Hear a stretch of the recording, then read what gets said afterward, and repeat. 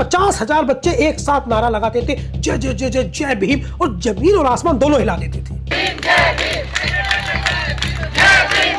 Bharatiya Janata party की जो सरकार है वो डेंजर जोन में है, और जैन जी का जो गुस्सा है उससे स्पष्ट दिखता है। जैसे अब कार्रवाई हो रही है, मुकदमे वापस नहीं लिए जा रहे, तो ऐसा लग रहा है कि उत्तर प्रदेश के चुनाव में जैन जी के गुस्से का शिकार उस समय वहां मौजूदा सरकार को होना पड़ सकता है। जैन जी आंदोलन में राजनीतिक तौर पर जिन नेताओं का सबसे प्रभावशाली योगदान रहा, उनमें सबसे ज्यादा चर्चा पाई राहुल गांधी ने, चूंकि वो नेशनल लीडर है। जिस समय चंद्रशेखर आजाद आए उस समय हिम्मत टूट चुकी थी सीजेपी आंदोलन के आयोजकों की, लेकिन चंद्रशेखर आजाद ने पोस्ट किया उन्हें।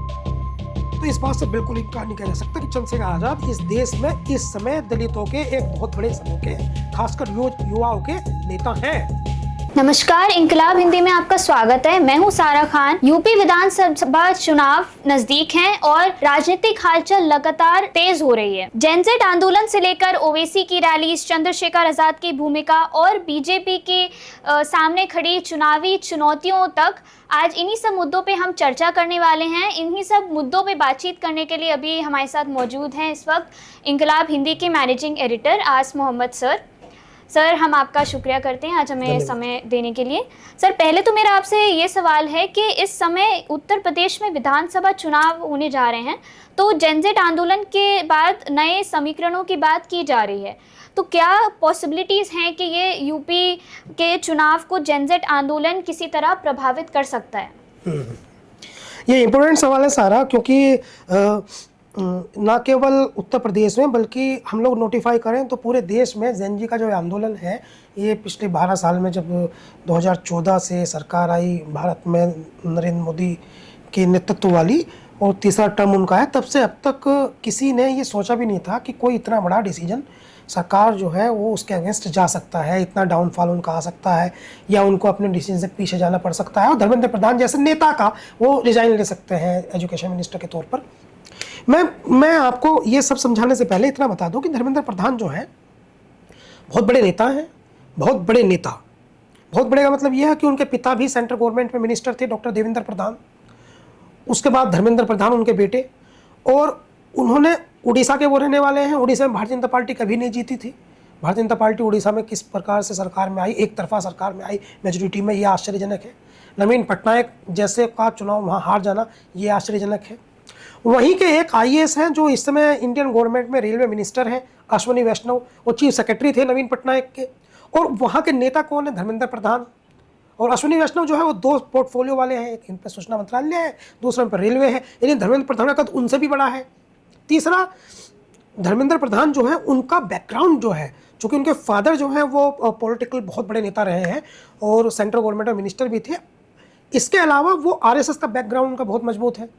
फिर पश्चिम बंगाल चुनाव में उनकी भूमिका, बंगाल नहीं जीत पा रही थी, लेकिन बंगाल के चुनाव में भी उन्होंने बंगाल में भारतीय जनता पार्टी को जिताने में महत्वपूर्ण भूमिका निभाई। इस दृष्टिकोण से ये भी मैसेज है कि वो संघ के नज़दीकी हैं, और इसके साथ साथ ये भी मैसेज है कि वो नरेंद्र मोदी जो है भारत के प्रधानमंत्री, उनके भी करीबी हैं। तो दोनों के करीबी होने के बावजूद धर्मेंद्र प्रधान जो है उनको रिज़ाइन करना पड़ा।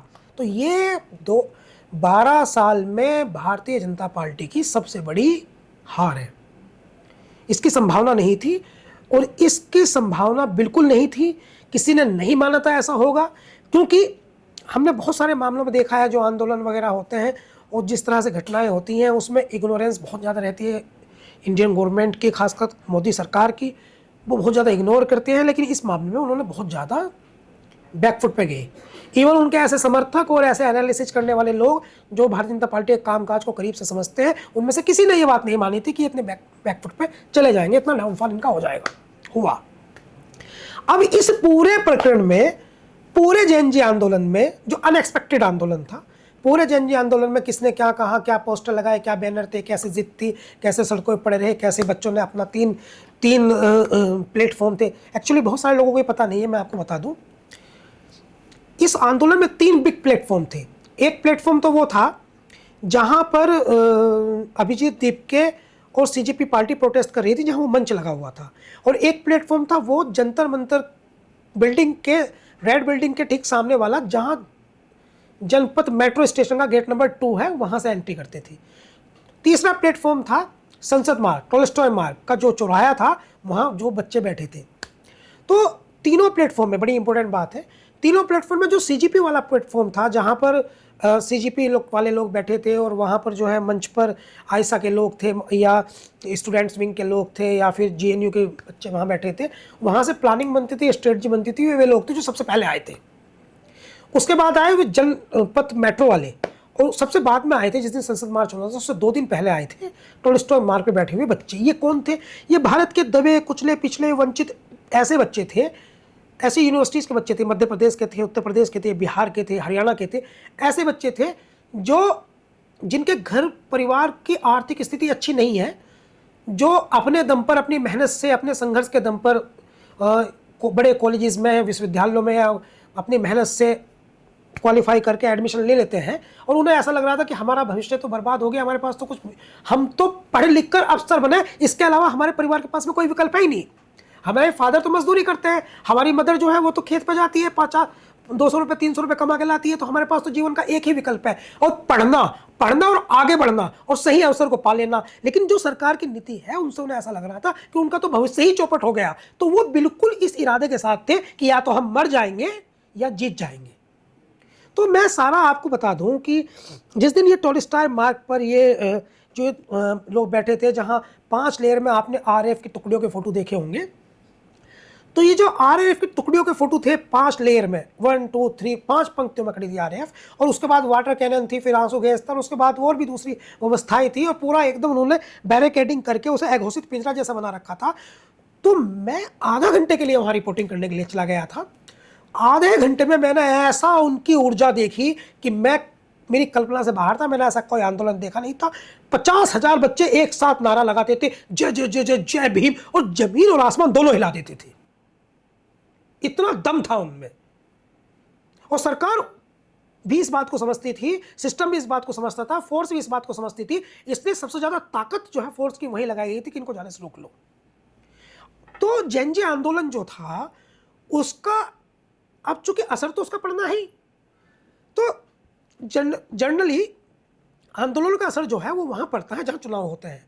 और उत्तर प्रदेश के बहुत सारे बच्चे, हजारों बच्चे वहां आए, और चुनाव है उत्तर प्रदेश में, तो निश्चित तौर पे वहां एक असर पड़ेगा। एक सिनेरियो और इसमें घटित हो गया है। जेनजी आंदोलन में राजनीतिक तौर पर जिन नेताओं का सबसे प्रभावशाली योगदान रहा, उनमें सबसे ज्यादा चर्चा पाई राहुल गांधी ने। चूंकि वो नेशनल लीडर है, वो नरेंद्र मोदी जी के घर के बाहर जाकर के धरने पर बैठ गए थे, तो उन्होंने अधिक चर्चा पाई। मगर उनके बाद 3 नेताओं की अगर हम बात करें जिन्होंने इसमें ज़्यादा लाइमलाइट कमाई, उनमें है डिम्पल यादव, उनमें है अखिलेश यादव, उनमें है चंद्रशेखर आज़ाद। तो ये तीनों नेता कहाँ के हैं? तीनों उत्तर प्रदेश के हैं। और चुनाव कहाँ है? उत्तर प्रदेश में। और आंदोलन किसके अगेंस्ट था? आंदोलन सरकार के अगेंस्ट था। सरकार किसकी है? भारतीय जनता पार्टी की। उत्तर प्रदेश में सरकार किसकी है? भारतीय जनता पार्टी की। और जिस प्रकार से भारतीय जनता पार्टी की उत्तर प्रदेश वाली सरकार ने समाजवादी पार्टी के नेताओं के घर घर जा करके, विरोधियों के नेताओं के घर घर पुलिस भेज करके उनको वहां नजरबंद कर दिया, इससे क्या मैसेज गया? फिर उत्तर प्रदेश में भी कुछ लोग, छात्रों ने आंदोलन करने का प्रयास किया। बिहार अलग चीज है, आने वाले राज्य में चुनाव कहाँ है? यूपी में। यूपी कितना बड़ा राज्य है, 20 करोड़ की आबादी का राज्य है।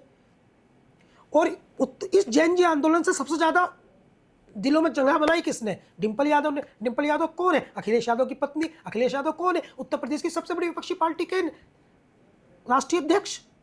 तो सिंपल है, इंपैक्टिबिलिटी तो होगी, सिंपल है, असर तो पड़ेगा। उत्तर प्रदेश के चुनाव में इस बात का असर तो पड़ेगा। निश्चित तौर पर जो है वो भारतीय जनता पार्टी की जो सरकार है वो डेंजर जोन में है। और जेनजी का जो गुस्सा है उससे स्पष्ट दिखता है, जैसे अब कार्रवाई हो रही है, मुकदमे वापस नहीं लिए जा रहे, तो ऐसा लग रहा है कि उत्तर प्रदेश के चुनाव में जेनजी के गुस्से का शिकार उस समय वहां मौजूदा सरकार को होना पड़ सकता है। सर, इसी मुद्दे से जुड़ा मेरा एक और सवाल है आपसे कि ये जेनजी आंदोलन जो हुआ है, इसके बाद यूपी की फिजा आपको क्या लगता है कितनी बदल गई है?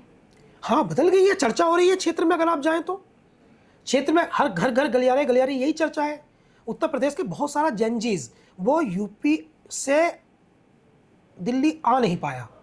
यहाँ जो युवा आया है वो बागपत से आया, यहाँ जो युवा आया वो गाजियाबाद से आया, वो नोएडा से आया, वो मुजफ्फरनगर से आया, यानी एनसीआर इलाके से आया। जबकि उत्तर प्रदेश तो बहुत बड़ा राज्य है। उत्तर प्रदेश में गोंडा है, बस्ती है, बलिया है, बलरामपुर है, सोनभद्र है। उत्तर प्रदेश में जो है वो लखीमपुर खीरी है, बहराइच है, पीलीभीत है। उत्तर प्रदेश में अवध है, कानपुर है, लखनऊ है, उन्नाव है, सुल्तानपुर है, अयोध्या है। उत्तर प्रदेश बहुत बड़ा राज्य है, बहुत बड़ा राज्य है। दुनिया के 13-14 देश ही बमुश्किल उत्तर प्रदेश से बड़े होंगे। देश का तो सबसे बड़ा राज्य है ही वो आबादी के हिसाब से। उत्तर प्रदेश की इतनी आबादी है कि दुनिया में 10-12 देश की उससे ज़्यादा आबादी होगी, बाकी तो 150 से ज़्यादा देश ऐसे हैं जो उत्तर प्रदेश से भी छोटे हैं। तो इतना बड़ा राज्य है तो कहाँ बच्चे सब आ पाए होंगे, लेकिन मैसेज सब में चला गया, तो वो अपनी प्रतिक्रिया कैसे देंगे, उनका रिएक्शंस कैसे आएगा। नरेंद्र मोदी सरकार ने ये धर्मेंद्र प्रधान को हटाया जरूर, मगर नया जो शिक्षा मंत्री बनाया है, एक्चुअली जिसको नया शिक्षा मंत्री बनाया है, अभी लोग तो ये नहीं समझ पा रहे हैं, वो उनको अतिरिक्त प्रभार दिया गया है, फुल फ्लैश उनको पावर अभी नहीं दी गई है। संभवतः ये गवर्नमेंट को के मंत्रिमंडल को ये रिसफल करेंगे तो उसके बाद में किसी को इंडिविजुअल फुल फ्लैश पावर देकर के किसी को शिक्षा मंत्री बना देंगे। लेकिन जिसको बनाया वो उनके लिए प्रियंका गांधी और बहुत ज़्यादा एग्रेसिव होकर बोल रही हैं कि ये वही है जिन्होंने बिल्किस बानो बलात्कार कांड में जो 11 लोग जो उसमें दोषी ठहराए गए थे, इन्होंने उनके बचाव में बयान दिया था। तो वो एक अलग इशू नया क्रिएट हो गया है कि आपने ऐसा शिक्षा मंत्री बना दिया जो रेपिस्ट के समर्थन में खड़ा होता है। तो वो एक नया इशूज़ ये नया क्रिएट हो गया है। तो टेक्निकली अगर हम समझें तो फिजा जो है उत्तर प्रदेश की, वो इस समय भारतीय जनता पार्टी के विरोध में कई कारणों से वो इस समय बन गई है। अचानक से समाजवादी पार्टी ड्राइविंग सीट पर आगे है। सर, हाल ही में एक और सियासी हलचल देखने को मिली है कि असदुद्दीन ओवैसी साहब ने 2 रैली किए हैं, एक बिजनौर के नाजीजाबाद में और दूसरी सहारनपुर में। तो ओवैसी साहब की इन रैली का कितना असर हो सकता है? ओवैसी साहब का कोई पार्टी गठबंधन में शामिल कोई करेगा या नहीं, आपको क्या लगता है इस बारे में? देखो, मैं आपको पहले ही बता चुका हूँ। देखिए, राजनीति करने वाले कोई भी राजनीतिक दल वो हमेशा अपने विस्तार के बारे में सोचते हैं। किसी भी राजनीतिक दल को अपने विस्तार के बारे में सोचना कहीं से कुछ गलत नहीं है। भारतीय जनता पार्टी ने अपने विस्तार के बारे में सोचा, वो दुनिया की सबसे बड़ी राजनीतिक पार्टी बनी। उन्होंने सोचा कि हम अगर वो प्रधानमंत्री बन गए तो नरेंद्र मोदी ये सोच लेते यार पीएम तो बन गए, इससे ज़्यादा क्या सोचे, मगर फिर भी वो सोए नहीं।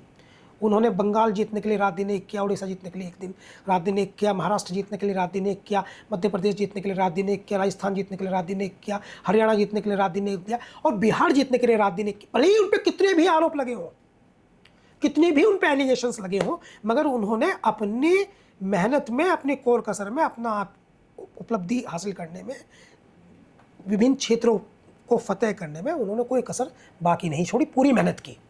और जहां उनके विधायक पूरे नहीं थे तो दूसरे के तोड़ के लाए, जहां उनके सांसद पूरे नहीं थे तो वहां उन्होंने प्रयास करने की कोशिश की, लेकिन सब कुछ किया उन्होंने। तो इस तरह से कांग्रेस, इस तरह से समाजवादी पार्टी, इस तरह से आरजेडी, इस तरह से कोई भी राजनीतिक दल हो, उसे राजनीतिक तौर पर अपना विस्तार करने का पूरा हक होता है। तो असदुद्दीन ओवैसी साहब को भी विस्तार करने का पूरा हक है।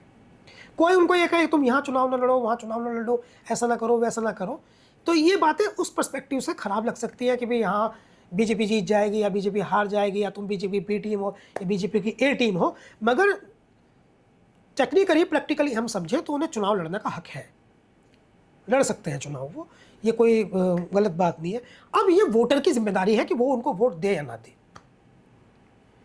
अब ये कहेंगे साहब असदुद्दीन ओवैसी जो है नजीबाबाद में बिजनौर के चुनाव लड़ेंगे तो समाजवादी पार्टी हार जाएगी। ये कहें कि असदुद्दीन ओवैसी साहब अगर चुनाव लाएंगे अपनी पार्टी के कैंडिडेट को सहारनपुर में, समाजवादी पार्टी हार जाएगी। तो ये असदुद्दीन ओवैसी की जिम्मेदारी नहीं है कि कौन हार जाए कौन जीत जाए। उनकी तो अपनी दुकान है ना, वो तो अपना सामान बेचेंगे। पॉइंट आप समझिए प्लीज, उनकी तो अपनी दुकान है ना, वो तो अपना सामान बेचेंगे। ये जिम्मेदारी तो ग्राहक की है कि वो सामान खरीदे ना खरीदे। ये समझना तो जनता का काम है ना कि वो उनको वोट दे या ना दे। ये तो जनता को एनालाइज करना पड़ेगा कि इनको वोट देने से भारतीय जनता पार्टी जीतेगी या हारेगी। ये तो जनता को एनालाइज करना पड़ेगा कि इनको वोट देने से ये जीतेंगे या हारेंगे। उत्तर प्रदेश में एक विधानसभा सीट रामपुर है ऐसी जहां हिंदू मुस्लिम डिवाइड इलेक्शन होता है तो मुसलमान चुनाव जीत सकते हैं, 51% है वहां। बाकी कोई विधानसभा उत्तर प्रदेश में ऐसी नहीं है। तो अगर बंटवारे की राजनीति, बंटवारे की वोट की सियासत होगी तो असदुद्दीन ओवैसी जो है कौन सा फॉर्मूला लाएंगे? अगर वो फॉर्मूला लगाए दलित मुस्लिम एकता, यानी दलित प्रत्याशी बनाए तो उनको दलित वोट करें फिर मुसलमान वोट करें तो जीत की संभावना है।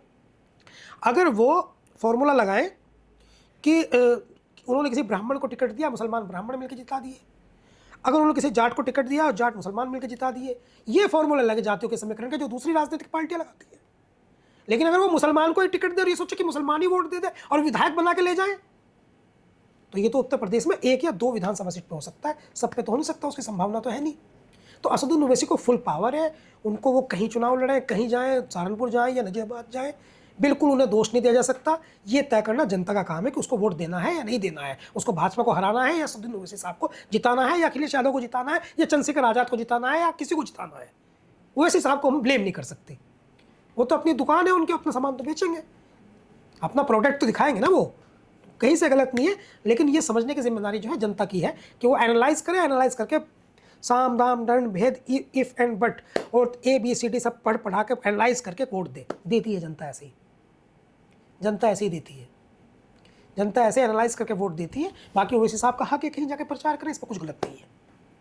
सर इसी मुद्दे पे आपने अभी जैसे चंद्रशेखर आज़ाद का नाम लिया, तो उनका चुनाव में आपको क्या लगता है कि क्या भूमिका रहने वाली है चंद्रशेखर आज़ाद की? क्या समाजवादी पार्टी के साथ गठबंधन उनका हो सकता है, क्या लगता है आपको?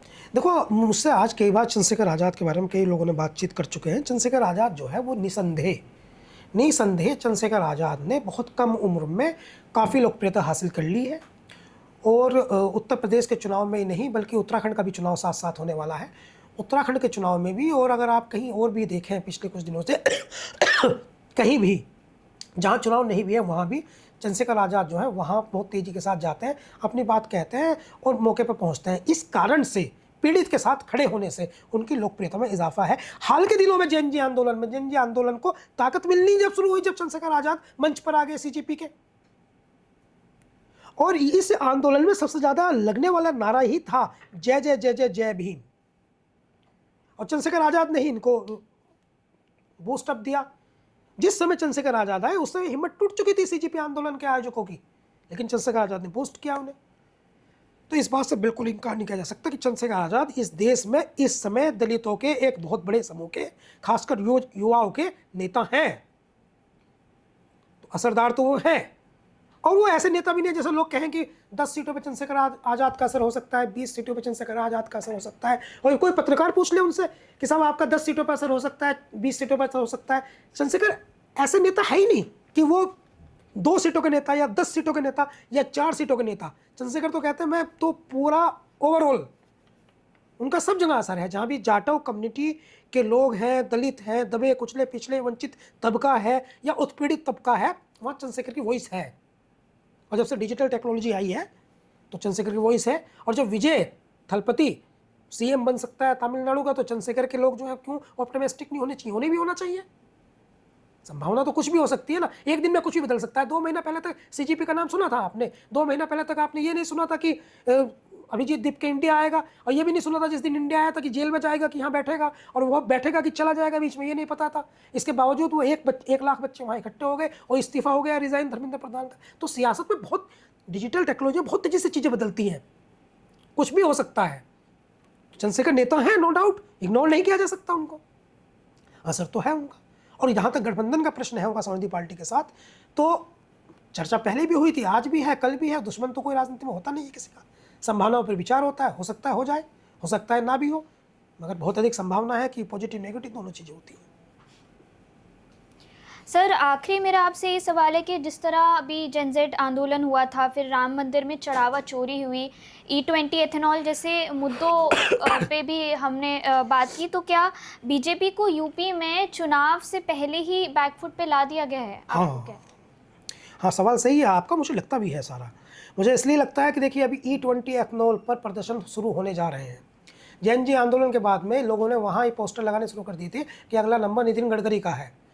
और मुझे तो बड़ी मज़ेदार बात है, एक जर्नलिस्ट है हमारे, कोई भाई थे, वो ये बता रहे थे कि वो हंस रहे थे बताते हुए, कह रहे यार वो जेएनजी जो है वो किस प्रकार की मेंटलिटी रखता है, मैं आपको ये बताना चाहता हूँ। हंसते हुए बता रहे थे, कह रहे क्या, कह रहे कि वो एक पेट्रोल पंप के बाहर एक जेएनजी लड़का वो गन्ना लेके खड़ा है और पेट्रोल पंप के मालिक से ये कह रहा है बताओ गन्ना कहाँ डालना है। तो इतना मतलब, तो इस बात की बहुत संभावना है, क्योंकि जेएनजी हो सकता है सारे जेएनजीज पे कार ना हो, मगर 90% जेएनजीज पे बाइक्स तो हैं। तो बाइक का इंजन भी खराब होता है, तो वहाँ भी उनके लिए उनकी पर्सनल समस्या भी है वहाँ। दूसरी बात, E20 एथेनॉल को लेकर के संसद मार्च निकालने की तैयारी दिल्ली में भी की जा रही है, 4 अगस्त की तारीख दी गई है। तीसरी बात, चढ़ावा चोरी जो है वो राम मंदिर का, वो अब नेशनल इशू बन गया है। मैंने आज ही देखा, जब हम आप बात कर रहे हैं, कि संसद में समाजवादी पार्टी के अयोध्या के सांसद अवधेश प्रसाद, वो एक दान पात्र सर पर रख के पहुंचे हैं, और 3 सांसद आनंद भदौरिया और अक्षय यादव और अवधेश प्रसाद, तीनों दान पात्र सर पर रखकर पहुंचे संसद में और हंगामा कर रहे हैं। तो ये बड़ा इशू है ये भी। तो निश्चित तौर पर मुझे ऐसा लगता है कि आज की परिस्थिति भारतीय जनता पार्टी के लिए कठिन परिस्थिति है और बैकफुट पर चले जाने की परिस्थिति है।